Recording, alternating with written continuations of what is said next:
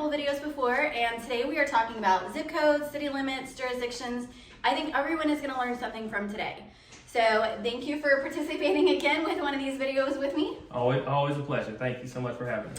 So today we're going to jump right in. Can you explain the difference between zip code and a city? Great. So your zip code, so your address, is set by the post office, right? So if you live in, if your address says Bulverde 78163, that means you live in that Bulverde zip code. However, that doesn't necessarily mean you live in the city of Bulverde. Similarly, if you have a Spring Branch zip code 78070, you might be in the city of Bulverde. It just kind of depends. So the two things don't necessarily correlate exactly, and this comes up a lot where someone gets a notice that, hey, you should have gotten a permit for whether it's electrical or building a porch or whatever, and they say, but wait, I have a Spring Branch address. Well, you can still be in the city limits of Bulverde and still have that Spring Branch address. So they don't always. It's not a one-to-one. So the overlap is not always as crazy in other cities as it is Bulverde Spring Branch, but it's definitely very overlappy with a lot of things in the area.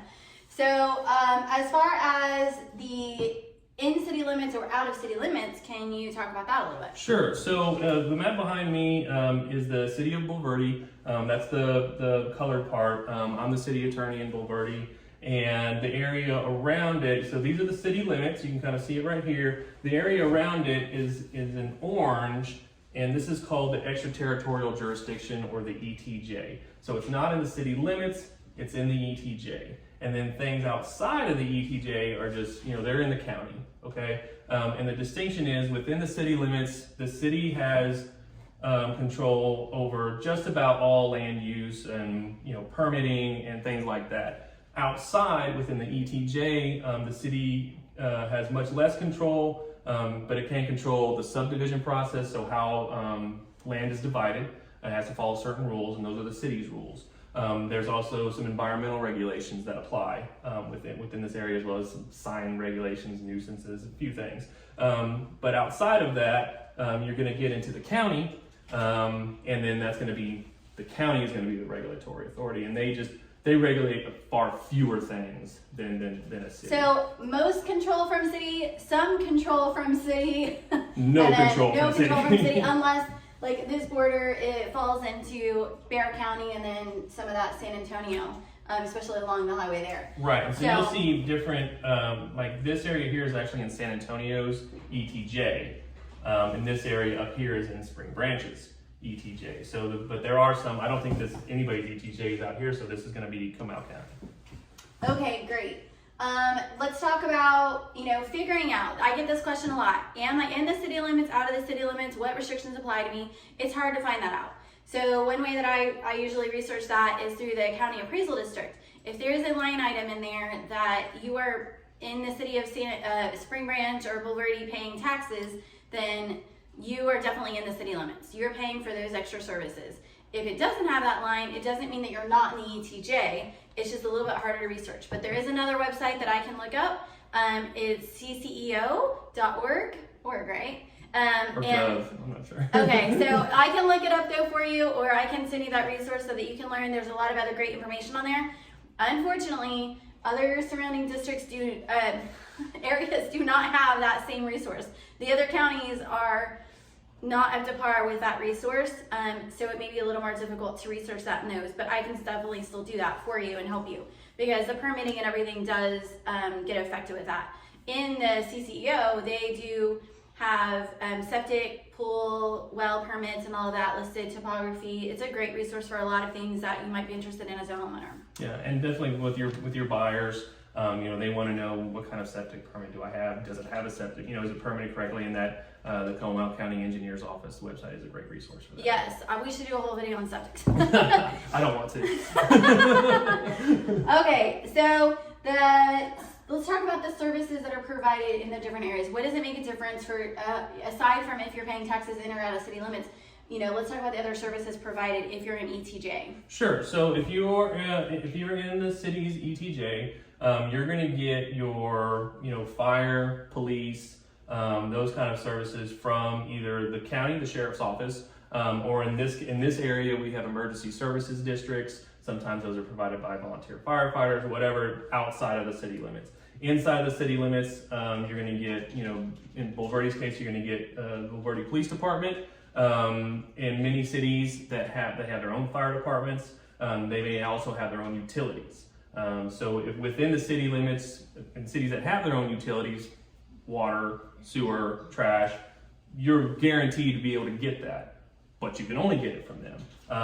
In this area, it can be a mixture of a municipal utility district, or it could be a private company. So it just depends on, what's important to you. Is it, hey, do I want, these services from my city, which is right here, or do I want less regulation, but I'm kind of left on my own, for certain services. Yes, and in the Spring Branch Bulverde area, we have areas where people have their own personal well. We have communities that have community wells, and we have, other water systems that are available, and then same thing for sewer and septic. So it is something to think about, especially if you're looking for services that are maybe located closer, because if you are further out and you are relying on the county has a whole county to deal with. So, a sheriff showing up may take a little while for him to get over there. Similarly with a fire station. Another point about the fires is, considering if you're gonna buy a house, do you have fire hydrants? In the city, yeah. But no one even thinks about them really, unless it's a nuisance that you don't want to have it mowed around, or whatever you're going to do. But out in the area, not all the area has fire hydrants, and so that's a real concern if your house is on fire.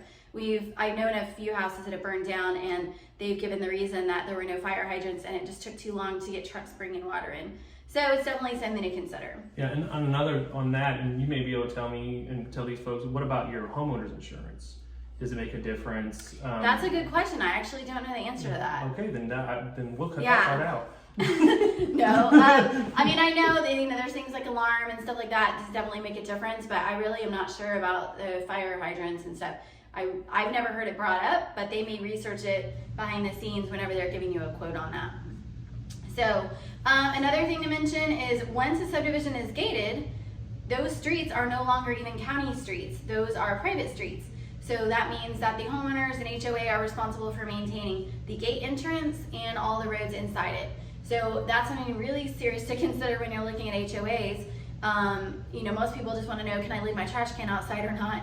But it's important to know that if there is not much money in the budget for the HOA and they don't have a surplus of money, and you've driven through 3 potholes trying to get to the house that you're going to see and consider, then where is that money going to come from? So likely they're going to have a special assessment or raise the fees substantially to get that work done, or you're going to have continued deferred maintenance on those roads. So it's something to consider, as well as the gate maintenance. If a fire truck can't get in, and they can't go through the gate and they're trying to save someone, then they have been known to charge through those fences. I don't know, they may enjoy that, they may not, but regardless, it's a responsibility of the homeowner association and the homeowners to repair or replace that. The firefighters are not going to come back and fix that for you because y'all had a default on getting through the gate. So those are just things to consider, conversations that I have with clients, and I thought it'd be great to discuss this with Jason to kind of give the lowdown on the restrictions and the areas and what that all means. So we hope you would learn something today, and I'm sure we'll be coming back with you another video soon. Thanks. Thank you. Thanks for coming. Thanks for having me.